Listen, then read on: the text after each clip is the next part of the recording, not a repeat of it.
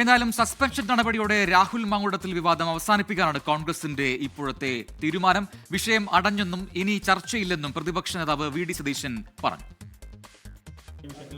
ആ വിഷയം ക്ലോസ്ഡ് ആണ്.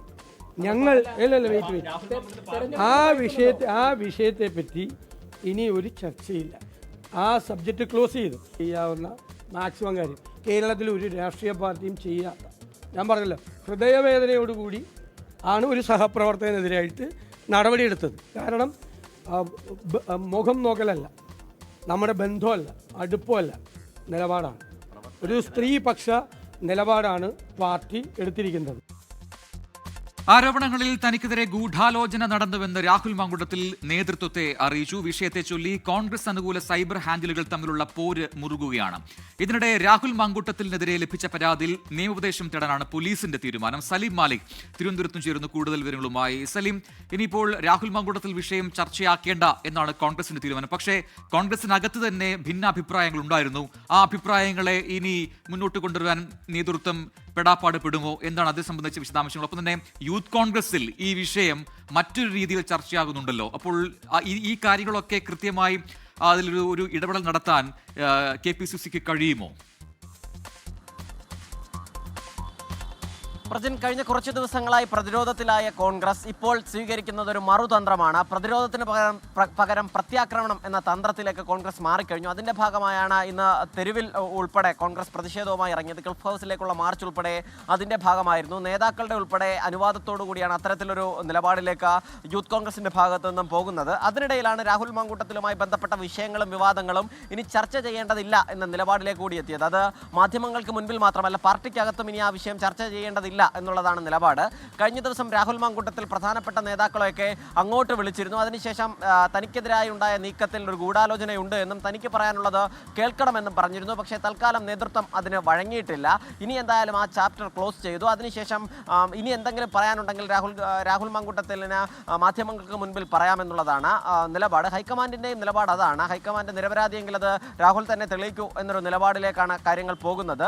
അതിനിടയിലാണ് ഈ ചർച്ച അവസാനിപ്പിക്കാനുള്ള നീക്കത്തിനിടെ സൈബർ ഹാൻഡിലുകളിൽ നിന്നുള്ള പോര് തുടരുകയും ചെയ്യുന്നത്. അതിന് കഴിഞ്ഞ ദിവസങ്ങളിൽ തന്നെ ഈ രാഹുൽ മാങ്കൂട്ടത്തിലുമായി ബന്ധപ്പെട്ട എതിരായ നീക്കങ്ങൾക്ക് പിന്നിൽ കോൺഗ്രസിന്റെ സൈബർ മുഖങ്ങളിലെ പ്രധാനിയായ താര ടോജോ അലക്സ് ആണ് എന്നൊരു അഭിപ്രായം ഉയർന്നിരുന്നു. അതിന്റെ ഭാഗമായി സൈബർ ഗ്രൂപ്പുകളിൽ നിന്നുൾപ്പെടെ താരയെ പുറത്താക്കുന്ന സ്ഥിതി ഉണ്ടായിരുന്നു.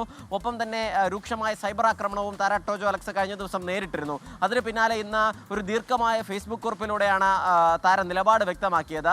രാഹുൽ മാങ്കൂട്ടത്തിലിനെ രാവണനോട് ഉപമിച്ചുകൊണ്ടായിരുന്നു, സ്ത്രീലമ്പടനാണെന്നും പറഞ്ഞുകൊണ്ടായിരുന്നു താര ടോജോ അലക്സിന്റെ കുറിപ്പ്. മാത്രമല്ല, ഫാൻസ് അസോസിയേഷനും വിട്ടുകളികളും എന്തെങ്കിലും പറഞ്ഞതുകൊണ്ട് തളർന്നു പോകില്ല എന്നതുൾപ്പെടെയുള്ള നിലപാടാണ് വ്യക്തമാക്കിയത്. അതിന് പിന്നാലെ വനിതാ അംഗങ്ങൾ ഉൾപ്പെടെയുള്ളവർ താരക്കെതിരെ രംഗത്തെത്തുന്ന ഒരു സ്ഥിതിയുണ്ടായി. അങ്ങനെ സൈബർ മേഖലയിൽ ഇപ്പോഴും പോര് തുടരുകയാണ്. ആ വിഷയത്തിൽ ഒരു അനുനയത്തിലേക്ക് എത്താൻ കഴിഞ്ഞിട്ടില്ല. അപ്പോഴും ഈ പരാതിയില്ലാഞ്ഞിട്ട് പോലും ഇത്തരത്തിൽ ഒരു കടുത്ത നടപടി പാർട്ടി എടുത്തു എന്ന് കോൺഗ്രസിന് വേണ്ടി എല്ലാ നേതാക്കളും, എല്ലാ മുതിർന്ന നേതാക്കളും പറയുന്നുണ്ട്. പക്ഷെ അപ്പോഴും നിലവിലെ പരാതികളുണ്ടല്ലോ. അതായത് ഒന്ന്, വനിതാ കമ്മീഷൻ സ്വമേധയാ എടുത്തൊരു കേസുണ്ട്. അതോടൊപ്പം തന്നെ ബാലാവകാശ കമ്മീഷനുണ്ട്. ഇവരുടെ DGPയോട് 2 ആഴ്ചയ്ക്കുള്ളിൽ റിപ്പോർട്ട് നൽകാൻ പറഞ്ഞിട്ടുമുണ്ട്. അതൊരു ഭാഗത്ത്. മറ്റൊരു പരാതിയാണ്. അത് എനിക്ക് തോന്നുന്നു ഈ കേസെടുക്കണമെന്ന് ആവശ്യപ്പെട്ടുകൊണ്ട് AH ഹഫീസ് ഒരു മൊഴി നൽകിയിട്ടുണ്ട്. BNS നിയമപ്രകാരം കേസെടുക്കണമെന്നാണ് ആവശ്യപ്പെട്ടതെന്ന് AH ഹഫീസ് വ്യക്തമാക്കിയിട്ടുണ്ട്. അതിൽ തന്നെ ഈ മാധ്യമങ്ങളിൽ വന്ന ഓഡിയോ ഇതടക്കമുള്ള വിവരങ്ങൾ പോലീസിന് നൽകിയെന്നും ഈ പരാതിക്കാരൻ പറയുന്നുണ്ട്. അപ്പോൾ അങ്ങനെ ഒരു പോലീസ് കേസ് കൂടി വരുന്നുണ്ട്. അതിൽ എന്ത് കേസ് എടുക്കണമോ വേണ്ടയോ എന്നൊക്കെയുള്ള അന്വേഷണം പോലീസ് തേടുന്നുമുണ്ടെന്ന് അറിയുന്നു. അതിന്റെ വിശദാംശങ്ങൾ എന്താണ് സലിം? പ്രജിൻ, അതുമായി ബന്ധപ്പെട്ട് ബാലാവകാശ കമ്മീഷനും ഒപ്പം തന്നെ വനിതാ കമ്മീഷനും 2 വ്യത്യസ്തമായ കേസുകൾ എടുത്തിട്ടുണ്ട്. അതിൽ DGPയോട് വിശദീകരണം തേടിയിട്ടുണ്ട്. 2 ആഴ്ചയ്ക്കുള്ളിലാകും റിപ്പോർട്ട് സമർപ്പിക്കുക. അതിനപ്പുറത്തേക്ക് AH ഹഫീസ് നൽകിയ പരാതി, അതിൽ കേസെടുക്കാൻ കഴിയില്ല എന്നൊരു നിയമോപദേശമാണ് പോലീസിന് ലഭിച്ചിട്ടുള്ളത്. കാരണം ഹേമ കമ്മിറ്റി വിഷയത്തിലും സമാനമായി പുറത്തു നിന്നൊരു പരാതിക്കാരൻ്റെ പരാതിയിൽ കേസെടുക്കാനുള്ള ശ്രമമായിരുന്നു. ഏറ്റവും അവസാനം അത് പോലീസിന് തന്നെ തിരിച്ചടി നേരിടേണ്ട സാഹചര്യമുണ്ടായി. അതുകൊണ്ട് ഏതെങ്കിലും നിലയിൽ കേസെടുക്കാൻ കഴിയില്ല എന്നുള്ളതാണ് ഇപ്പോൾ നിലവിൽ നിയമോപദേശം ലഭിച്ചിരിക്കുന്നത്. എങ്കിൽ പോലും ഇന്ന് പരാതിക്കാരൻ്റെ മൊഴി രേഖപ്പെടുത്തിയിട്ടുണ്ട്.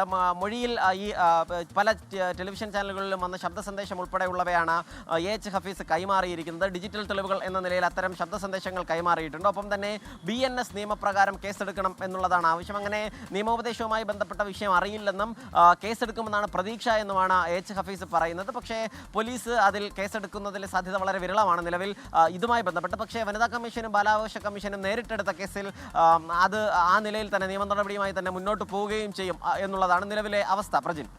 യെസ്, സലിം മാലിക്കാണ് വിശദാംശങ്ങൾ നൽകിയത്. എന്തായാലും വരും ദിവസങ്ങളിൽ കൂടുതൽ പ്രതികരണങ്ങൾ ഉണ്ടാകും, അല്ലെങ്കിൽ ഇതിലെ പ്രത്യാക്രമണത്തിൽ എന്താണ് CPM BJP ഒക്കെ എടുക്കുന്ന നിലപാടെന്നൊക്കെ നമുക്ക് കാത്തിരുന്നത്. അത് രാഷ്ട്രീയ ആകാംക്ഷയായി ബാക്കിയാവുകയാണ്. ഇപ്പോൾ മറ്റൊരു പ്രധാനപ്പെട്ട വാർത്ത അജീഷ് ജയകുമാർ ഡൽഹിയിൽ നിന്ന് പങ്കുവെക്കുന്നു. അവിടെ ജമ്മുവിൽ മിന്നൽ പ്രളയം ഉണ്ടായിട്ടുണ്ട് എന്നാണ് ആ വാർത്ത.